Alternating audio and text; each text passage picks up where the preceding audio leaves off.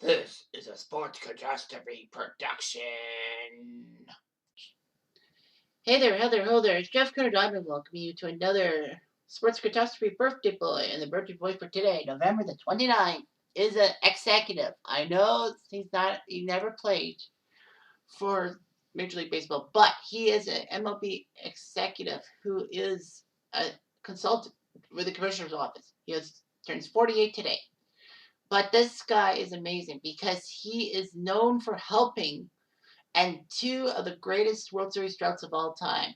He was working with the Red Sox in 2004 when they won their first World Series championship in 86 years and broke the curse of the Bambino. And in 2016, he helped the Cubs win their first World Series title in 108 years. So, why not? So, Epstein wanted to work for the Red Sox as a guy who was raised in Brookline, Massachusetts. He attended Yale University and was the sports editor of the Daily News.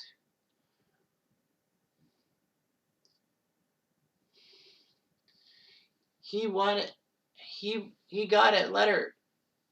His letter to Baltimore made it through. He was an intern for 3 summers for the Orioles and reached team executive Calvin Hill. Yes, that Calvin Hill.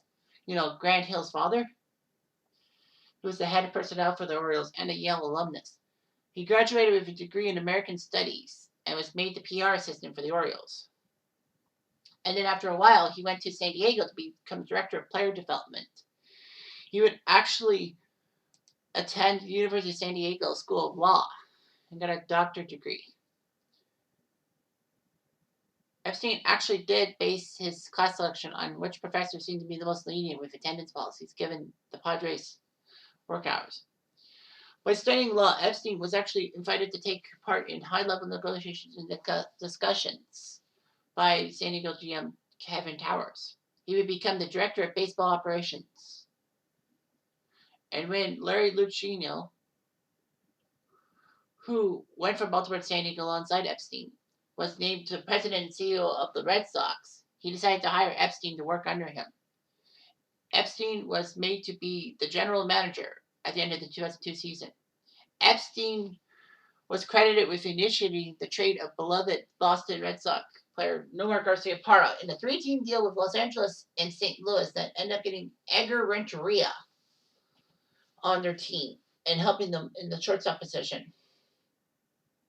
He would also make big acquisitions as GM at free agency to Bill Miller and Curt Schilling, helping them get on to the Boston squad in 2004 and them winning the World Series, which was one of the most amazing things of all time.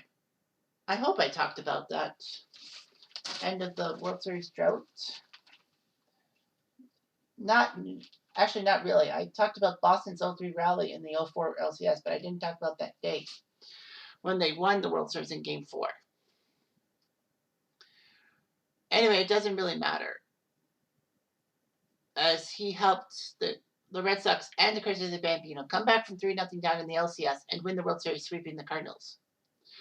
Make sure that the Red Sox fans could celebrate their first title since 1918. However, in 2005, he resigned, rejecting a 3-year contract for personal reasons. But he felt like he couldn't put his heart and soul into it.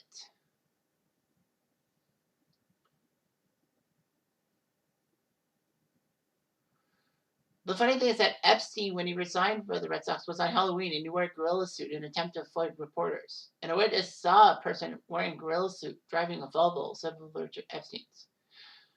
The suit was actually auctioned for $11,000. Epstein was in contact with the team's front office. However, he did return, resuming as GM and getting executive vice president. Epstein would help Boston win the 2007 World Series by sweeping the Rockies and signed a new deal with the Red Sox. However, in 2011, he decided to sign a 5-year deal with the Cubs, thinking that he needed to help the Cubs out and all that. Epstein's official title would be president, and that Jed Hoyer would be the GM. October 23rd, 2011, he did take a full-page ad in the Boston Globe thanking the Red Sox fans and owners for their support. And then he was made president of baseball operations by the Cubs. The Cubs did not do well in his first 3 years. However, Epstein's focus was to acquire young talent rather than maximum short-term competitors. Basically,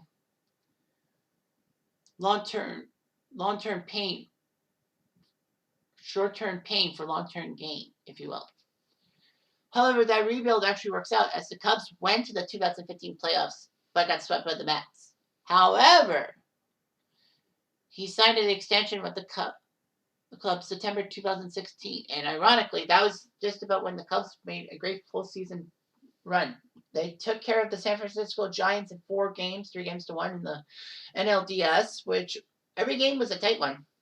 And then in the NLCS, they took care of the Dodgers in 6 before going to the World Series, beating the Cleveland Indians despite being down 3-1, breaking that freaking curse of the Billy Goat and a lot of other curses. And the Cubs won the World Series. First time since 1908. Epstein stepped down from his role with the Cubs in November 2020 and became consultant with MLB. Jed Hoyer is now the president of operations for the Cubs. It was amazing. Epstein's grandfather and great uncle actually won Academy Awards for the screenplay of Casablanca. That's funny. Epstein's sister actually is a screenwriter and producer of Homicide: Life on the Street.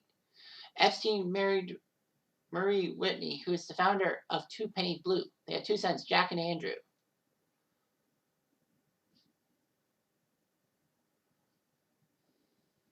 Anyway, he has a lot of charities to give back to Boston and Chicago people. He's won 3 World Series titles as a front office executive, 2 with the Red Sox, 1 with the Cubs. He was named Executive of the Decade in 2009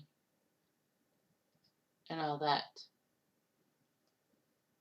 And he looked pretty good. He won a few Executive of the Years.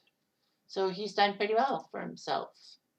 I mean, I know he's with Major League Baseball now, but I mean, to help the Cubs and Red Sox break their stupid baseball curses, if you will. That's obviously one of the greatest moments of all time. I mean, how can you beat that? You just can't. Anyway, I'm Jeff Diamond. I do.